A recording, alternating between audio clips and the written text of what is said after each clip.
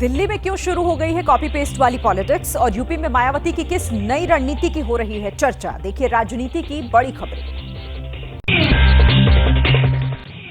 दिल्ली चुनाव के लिए भाजपा ने जारी किया संकल्प पत्र का पहला हिस्सा। केजरीवाल ने लगाया गारंटी कॉपी करने का आरोप।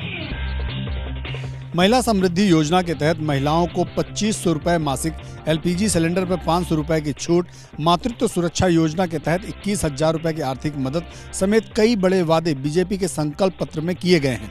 जो कहा था वो किया है और जो नहीं कहा था वो भी करके दिया है। बीजेपी के घोषणा पत्र पर विरोधी हमलावर हो गए हैं। जनता यही पूछ रही है उनसे भी, जब केजरीवाल का ही काम तुमने करना है तो केजरीवाल का काम करने के लिए फिर केजरीवाल ही ठीक है, तुमको क्यों लेके आए? अगर कांग्रेस, बीजेपी और आम आदमी पार्टी के वादों पर नजर डालें तो कमोबेश हर पार्टी का वादा एक जैसा है, जिसके बाद से कॉपी पेस्ट वाली राजनीति शुरू हो गई है। दिल्ली में चुनाव से पहले केजरीवाल का स्टूडेंट्स वाला दांव, छात्रों के लिए फ्री बस यात्रा का किया ऐलान। इसके साथ साथ केजरीवाल ने पीएम मोदी को भी चिट्ठी लिखी है और मांग की है कि छात्रों को दिल्ली मेट्रो में 50% की छूट दी जाए। हमारी सरकार बनने पे स्टूडेंट्स को भी बस में सफर फ्री दिया जाएगा। मेट्रो दिल्ली सरकार और केंद्र सरकार का 50-50 वेंचर है, तो मैंने आज प्रधानमंत्री जी को चिट्ठी लिखी है। स्टूडेंट्स को 50% कंसेशन देना चाहिए मेट्रो के फेयर में। दिल्ली में करीब 5 लाख छात्र हैं, जिसमें कॉलेज, यूनिवर्सिटी, स्कूल, कोचिंग के छात्र शामिल हैं। अब बीजेपी कह रही है कि 10 सालों से छात्रों की याद नहीं आई। 10 साल से आप ही तो थे। आज आप चिट्ठी लिख रहे हो कि युवाओं को मेट्रो मिलनी चाहिए, जाटों को ओबीसी मिलना चाहिए।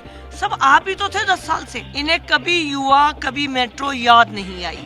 मेट्रो में महिलाओं के मुफ्त सफर के लिए 2019 में आप सरकार सुप्रीम कोर्ट तक जा चुकी है, लेकिन तब कोर्ट ने कहा था कि पब्लिक के पैसे का गलत इस्तेमाल होगा। दिल्ली चुनाव के आखिरी 2 हफ्ते में कांग्रेस झोंकेगी पूरी ताकत। राहुल गांधी कई विधानसभाओं में निकालेंगे पदयात्रा। गुरुवार को राहुल ने एम्स पहुंचकर लोगों की परेशानियां जानी। रात का वक्त था। राहुल गांधी सफेद टी शर्ट और हाफ जैकेट पहनकर दिल्ली के एम्स पहुंच गए। यहाँ राहुल गांधी ने उन मरीजों और उनके परिजनों से मुलाकात की जो ठंड के मौसम में सड़क, फुटपाथ और सबवे में रात गुजार रहे थे। कांग्रेस ने राहुल गांधी का ये वीडियो सोशल मीडिया पर शेयर किया और केंद्र के साथ साथ दिल्ली सरकार पर हमला बोला। सूत्र बता रहे हैं कि राहुल गांधी दिल्ली की 10 से ज्यादा विधानसभा सीटों में पदयात्रा कर सकते हैं। इसके साथ ही 5 बड़े वादों वाले गारंटी कार्ड की लाखों कॉपी बांटने की तैयारी शुरू हो गई है। राहुल गांधी की सक्रियता की वजह से दिल्ली चुनाव में अब कांग्रेस कार्यकर्ताओं का जोश हाई है। सोमवार को राहुल नई दिल्ली सीट पर संदीप दीक्षित के लिए प्रचार करेंगे। यूपी की सियासत में मायावती के छोटे भतीजे ईशान आनंद की चर्चा। बीएसपी सुप्रीमो के बर्थडे पर हुई थी सियासी लॉन्चिंग।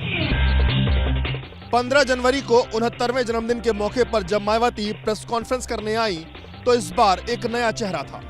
नाम है ईशान आनंद, जो मायावती के भाई आनंद कुमार के छोटे बेटे हैं।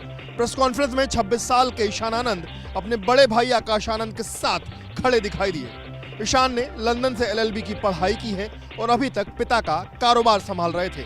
गुरुवार को भी जब पार्टी दफ्तर में बैठक बुलाई गई तो ईशान आनंद का पार्टी के पदाधिकारियों से परिचय कराया गया। बीएसपी का जनाधार लगातार कम हो रहा है और आजाद समाज पार्टी बनाने वाले चंद्रशेखर तेजी से समाज के बीच उभर रहे हैं। कहा जा रहा है कि इसी के चलते मायावती युवा नेतृत्व का संदेश दे रही हैं।